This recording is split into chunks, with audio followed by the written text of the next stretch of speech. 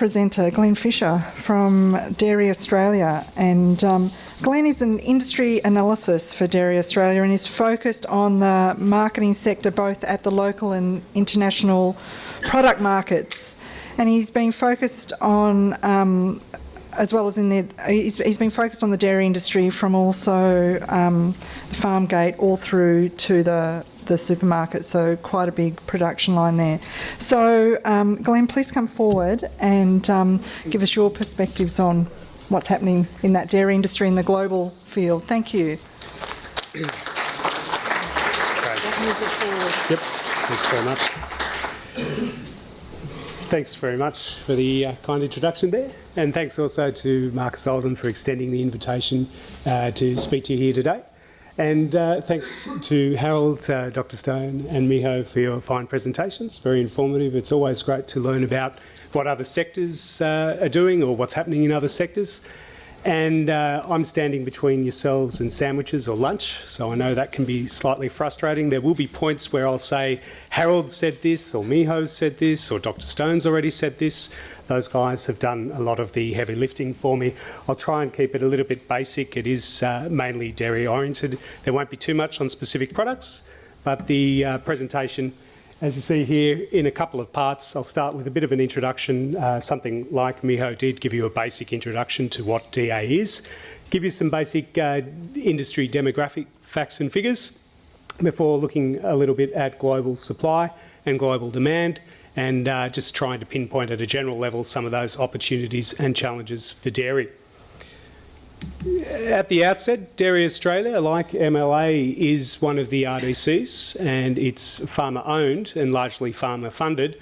As many are probably aware, if you're from dairying backgrounds, that money is paid as levies that farmers are paying on the production, and that comes through at around 0.3 of a cent per litre of production.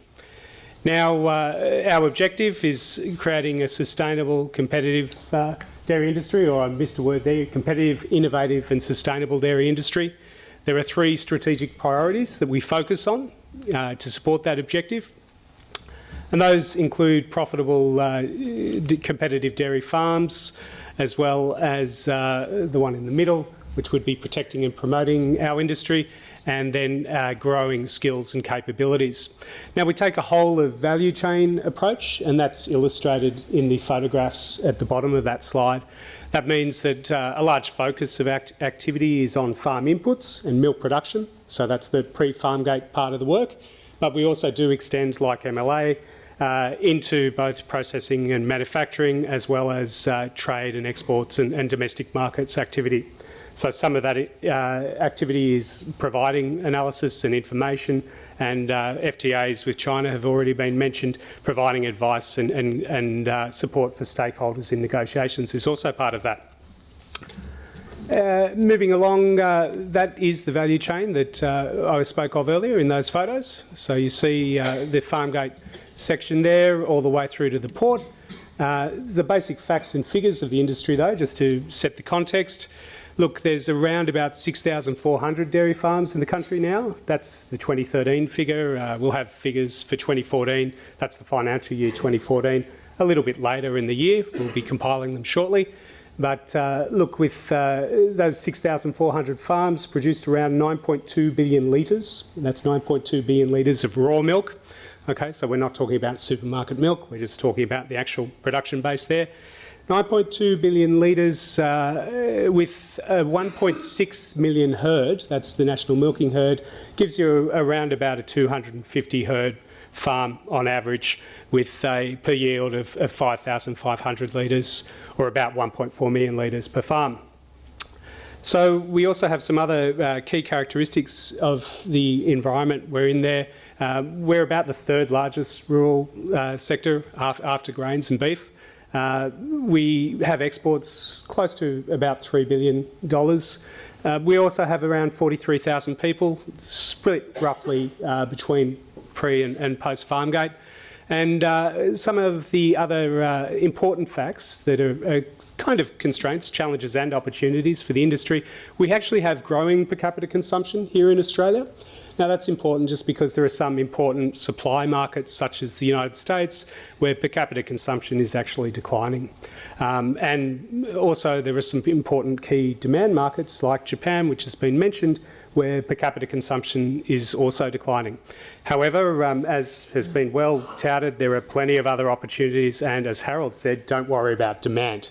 Part of our challenge is, as we were talking about earlier, profitable competitive dairy farms, and I'm expecting a question about farmgate milk prices if that lady is still in the audience, but the challenge to grow production is one of the great challenges.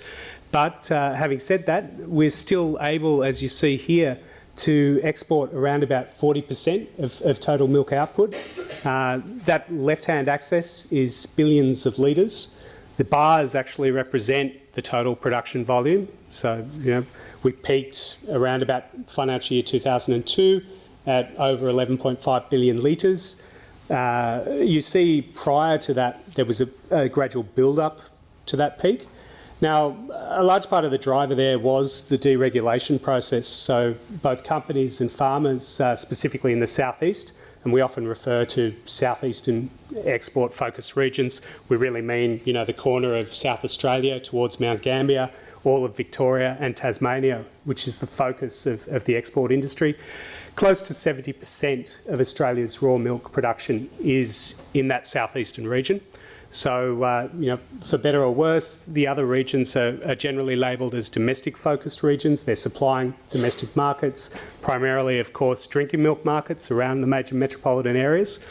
But taking it back to the national level and the overall production there, you see that there was that ramp up in production. It peaked at around 11.5 billion litres, and then successive droughts, which Miho has referred to as well. They really did hamper the industry's growth. In fact, they led to significant decline in the national milking herd, so it dropped from closer to, say, 2 million head down towards the 1.6 that it is today.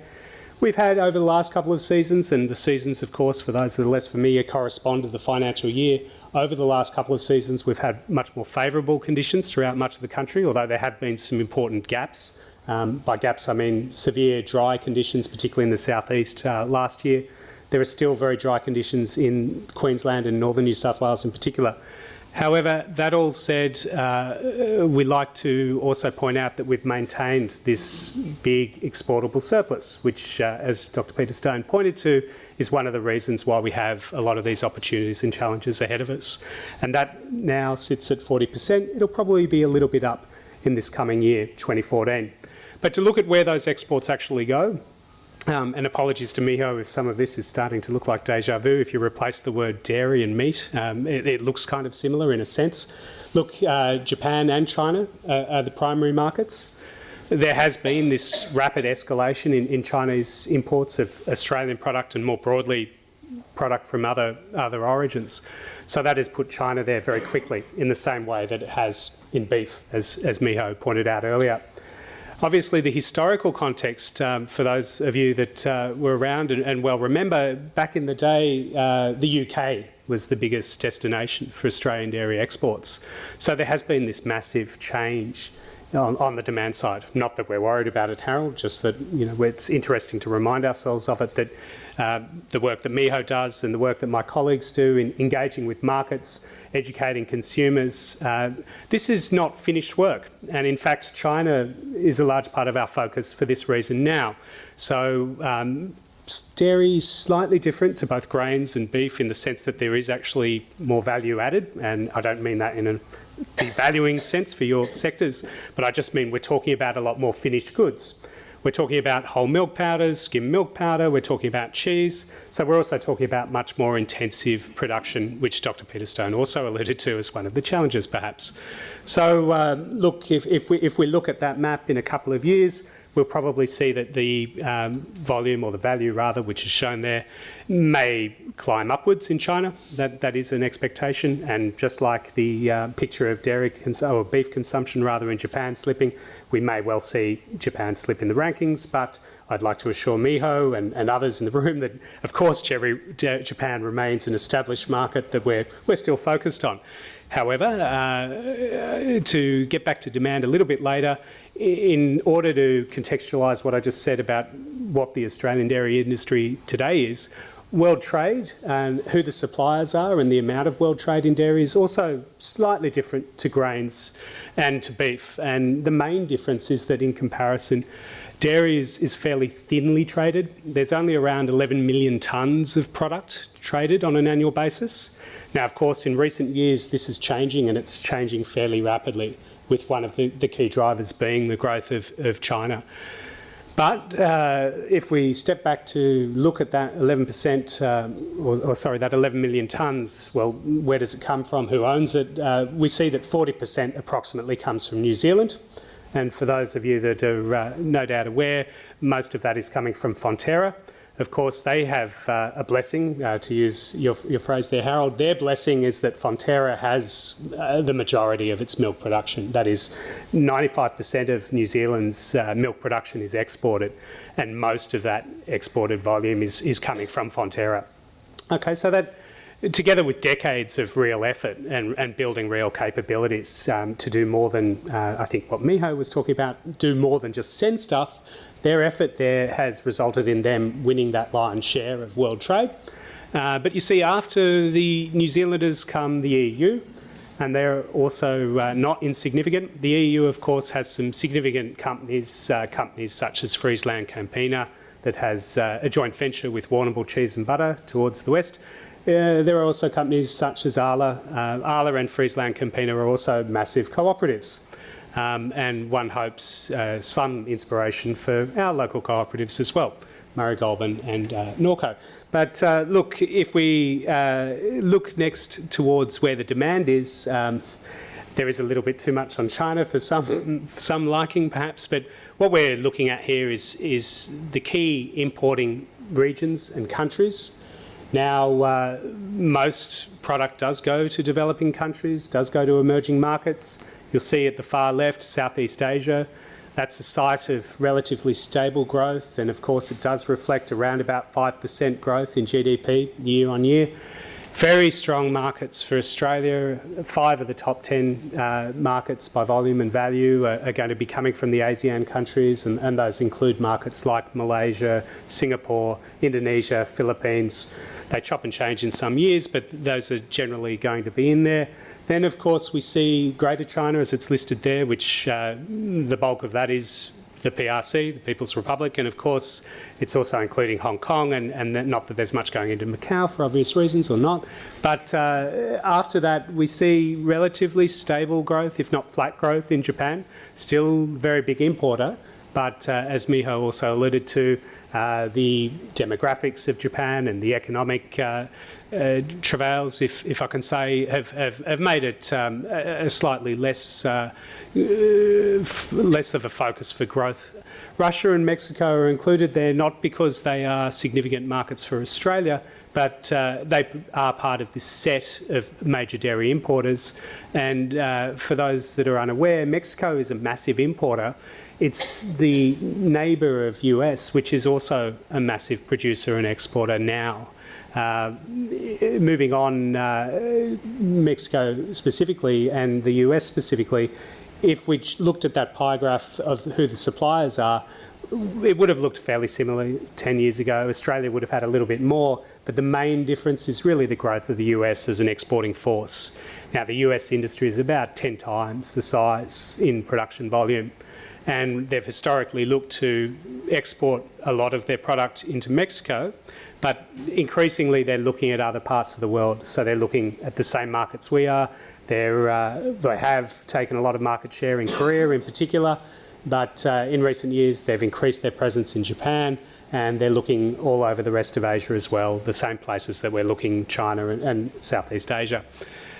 If we look at the market in a slightly different way, we can talk about, yes, a lot of the demand is driven by production shortfalls. So to speak to that one in China, there were also those contamination issues that were alluded to earlier after 2008, incidents involving melamine and fatalities, infant formula and so on. those incidents created a significant level of mistrust in domestic product on the part of Chinese consumers, and that has underwritten massive surge in demand, particularly for imported infant milk formulas. However, one of the things that perhaps has attracted less publicity is similar to the idea of the massive cullings in the beef herd. There were high beef prices in China. There was, or there is, continuing consolidation of small farms, that is, smaller farmers leaving dairying. And so the Chinese domestic herd has seen significant reduction in its size as well. And it hasn't been able to, that is, the Chinese industry hasn't been able to keep pace with the demand. So there's an estimated 20 to 30% shortfall of demand over supply in China. So it's not just about melamine and infant formula. A lot of the powder, of course, is going into that, but it's also going into recombined beverages. Okay, so for example, that China milk market, the liquid milk market, it's a very small one, but it's on a massive scale. It's mainly UHT, and there's UHT going from all different origins. The bulk of it is actually Germany, but some of the powders are finding their way into other recombined milk beverages. That is the focus on China there. I'd like to draw your attention to the yellow space, though. That's the ASEAN countries in a little bit more detail. They were bunched up as Southeast Asia in that preceding slide. But there you can see, look, there's steady growth in these markets such as the Philippines and Indonesia. And I won't overdo it with a replay of what Miho has done on Indonesia, but of course it is one of the really exciting ones. It's a place where a lot of things are happening very quickly. So the rollout of convenience stores, for example, the rollout of quick service restaurants, all of these types of outlets for product are like what Miho's talking about, taking people to new eating experiences. They've maybe seen some cheese, they're now going to be eating more of it, they're going to be eating more pizza, more hamburgers, those kinds of things are important for dairy. If we go on though, we can talk about the same markets in a different way, a little bit about price sensitivity, if you like, and I think Peter Stone alluded to it in passing. In dairy, it's still an issue. Of course, this is an index using the skim milk powder price as a benchmark, an indicator, if you like, for the affordability of dairy products. And again, to go back to what these products are, a lot of them are going in as bulk ingredients that are going to be put into manufactured products. Some of those are in bakery, as Harold has alluded to, but others might be, ice cream, or they could be recombined milk beverages, which are very big in Asia.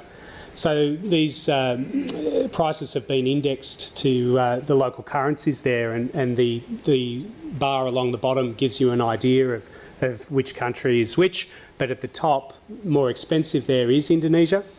So just as an example, a great market and massive burgeoning middle class and so on. But there are some challenges also for the companies in trying to work out which space they're going to play in which product groups, where they're going to put the focus of their marketing efforts and so on. And we can say the same thing that we had said about it's not just enough to send stuff. There is more interest now in getting into so-called FMCG channels, in actually moving retail packs of product offshore, whether or not it's UHT or some other kind of dairy beverage, or whether it's ice cream. We know this is only going to grow. And so to just touch on the actual challenges and opportunities, or the opportunities and challenges rather, these aren't presented as systematically perhaps as Miho has put them, but they are in some way very common. I'm using some slightly different terms there. But we know that Australia is a trusted supplier of product. That phrase product integrity was introduced earlier. That's the second one down there on the opportunities. Clean and green are words we hear all the time by the buyers of product. On the other hand, the challenge there is that the actual volume is essentially constrained by the production volume, and I started the presentation by showing you how that production volume has kind of flatlined over recent years. So there's some unrealised potential there. Just as a note that comes through particularly after seeing MLA's new branding exercise and also having been reminded that it's not enough to send stuff, this idea of just being clean and green, trusted product, it gets to a point where, well, so is New Zealand, and what have you done with your brand? Look at the wonderful job New Zealand has done. Even the Netherlands in dairy, for example, have also had this great branding exercise. So it's something that we're very cognizant of, and we're hoping that industry can move forward and do something on that front. We have not got a true Aussie dairy. We used to have a Dairy So Good mark, which has unfortunately left us. So this is still another challenge to actually get a more effective story, to do more than send stuff for the dairy industry. But to go back up to the top one there, the dairy is a preferred source of protein, or a desired source of protein. Dr. Stone talked to the macro picture of that all across the world as people urbanise and as wages climb. Western consumption habits are adopted or adapted. We see the uptake of dairy, and I tried to give you a flavour for that elasticity issue or the price sensitivity issue with that preceding slide. We know that the challenge there is that, yeah, you've got these massive markets, but you also still do have some price sensitivity with the purchasing power being somewhat constrained among some segments. Now, those segments look very different in different countries, and if we had 3 days we could have a very detailed look at it, but the generalisation there is, yes, you've got great opportunities, but as I said, also at a company level or decision making level, they've got to work out where the best returns are going to be, which spaces they play in, and so on. Just third on the list of opportunities down there, like with beef, Japan has been the market for Australian dairy for a long time, since it really supplanted the UK. Now, most of that product has been in cheese, and that's bulk ingredients. That's not retail packs. That's cheese that's going into Japan, and then it's being used in the production of some other finished product. Now, that has been a great story for the industry, but unfortunately the pricing or the returns from product and the relationship between what used to be a premium price and the export flows, that has changed. And that is also the kind of reflection of that China story and the increased value that's going to China. So essentially the cheese prices had not kept up with the powder prices and so on. Having said that, aside from the established market in Japan, there's also the established market in Singapore. Now, Singapore is an interesting case because it's a small population, and we're not really talking about the potential there for increasing per capita consumption in Singapore per se. What makes Singapore more interesting is that it's becoming more of a processing centre or more of a hub for trade throughout Asia. In other words, transshipments and other manufacturing even taking place on Singapore or close to Singapore. So that makes the freight link and the proximity story a little bit more important. Western Australia actually has an advantage there too, although for dairy that hasn't been one that we've been able to capitalise on massively. However, moving on, the actual challenges in terms of who has what market, referred to earlier, FTA that New Zealand has with China, as well as some significant effort on the part of Fonterra, has made China Fonterra's market. Now, that doesn't mean we've been locked out. In fact, Australian exports into China have been growing at a very good rate, but there is an element of first mover advantage in some product areas, or there are some lost opportunities in other areas. And with that China FTA negotiation being underway now, I think our industry too, like MLA, is very keen that people are aware that FTAs do make a difference. That we know, for example, that the Malaysian FTA recently concluded, the Japan EPA are leading to increased business opportunities. Speaking to prospective buyers, they're organising their deals now. They're buying more ice cream, they're buying more milk powders as a result of those deals. They're buying more liquid milk. So we know that the FTA is an important issue, and we want the wider public to know as well the adoption of New Zealand equivalent duties in an Australian FTA with China could save the Australian industry something like $630 million over the course of 10 years. So that's between 2016 and 2025. So that's money that could go back to farmers' pockets. Now, I'm not suggesting that would be the sum total that goes back, but what we are trying to say there is that that idea of costs and cost competitiveness, that's also impacted by tariffs. I mean, yes, there are domestic costs that we're talking about in the transaction, but there are also these other costs from a buyer's perspective. These things, these FTAs, the reduction of tariffs or the removal of tariffs are going to help us. So that's that point. Next there, dairy consumption growing faster than raw milk production across Asian markets. It's connected with some of those other points. Like in beef, there are countries such as Indonesia and others throughout Southeast Asia and North Asia, specifically China, that do have domestic programs, ambitious programs to try and achieve self-sufficiency.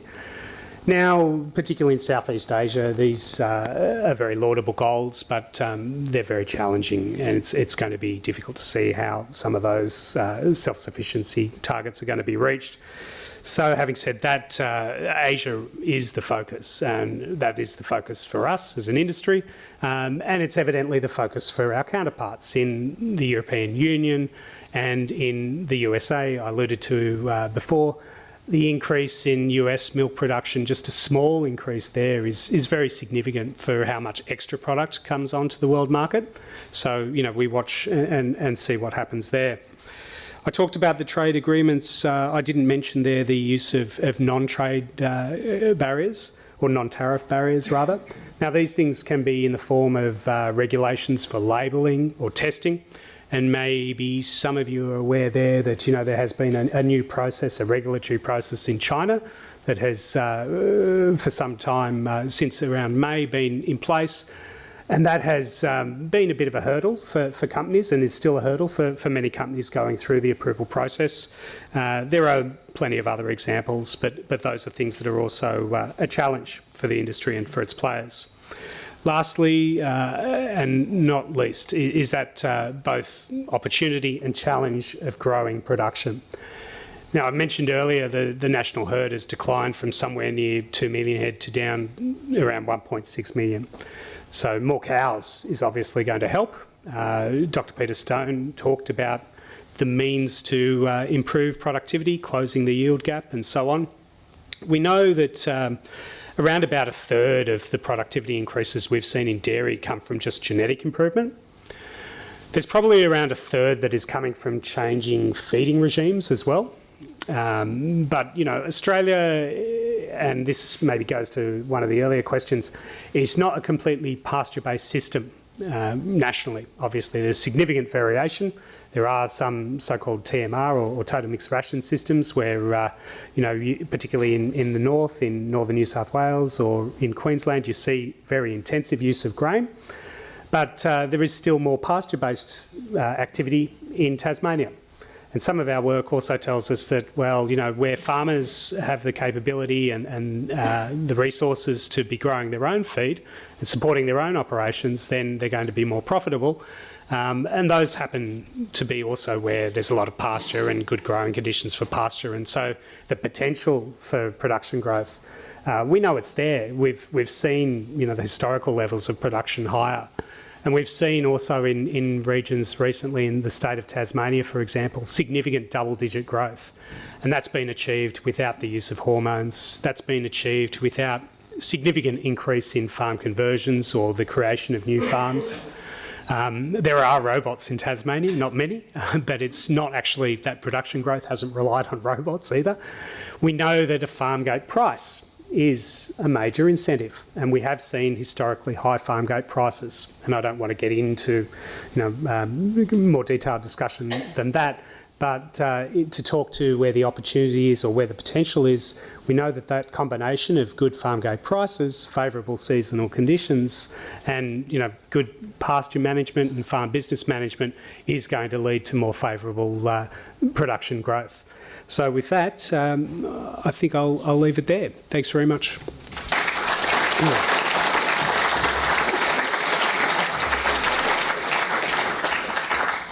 Thank you, Glenn. I'll take a couple of questions before we bring the panel together. So, do you want to do this?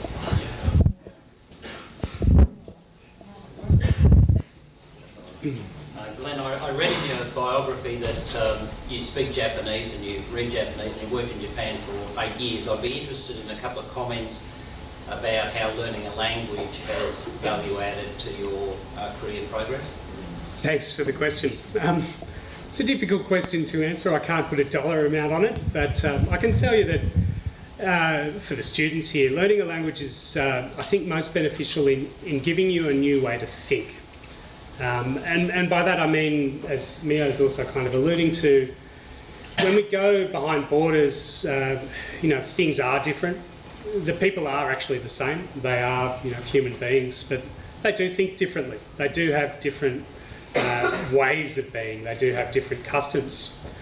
And, the in-country experience, as it's called, if anyone in the room is ever offered the opportunity, I'd jump at it.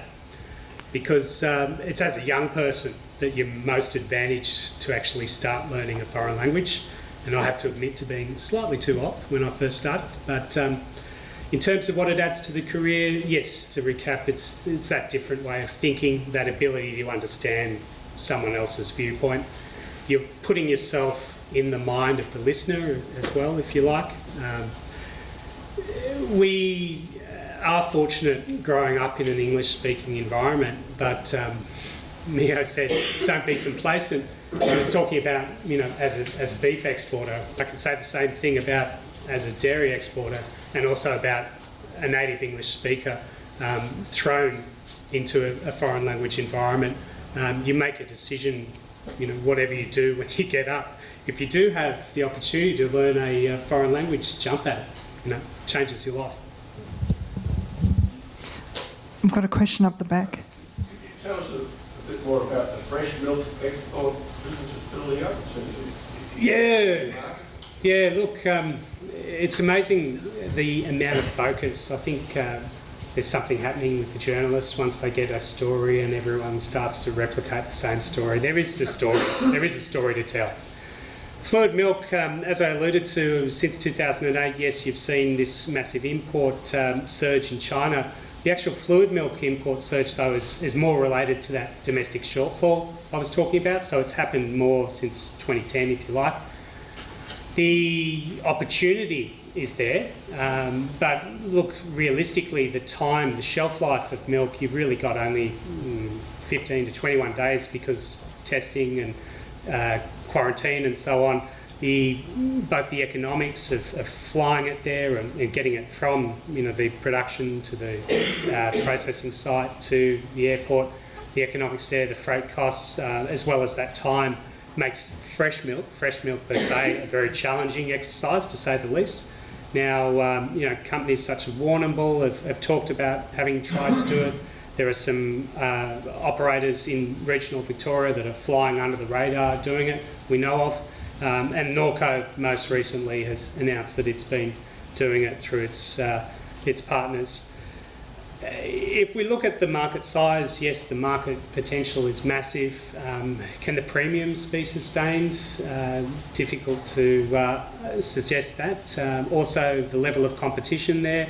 I mentioned the Germans really have most of the UHT market, and that is most of the fresh milk market in China proper. So, yeah, for Australian exporters, it is something they're considering. Obviously, they make decisions based on their scale and capabilities. Longer term, it may well be something that helps Norco significantly. But, I don't see the fresh milk market or exports of fresh milk to China being a space that your Murray Goulburn's or your Fonterras or the major players are going to be active in. Okay. Well, I might leave it there, Glen, for the individual questions. So let's put our hands together and thank Glen for his presentation.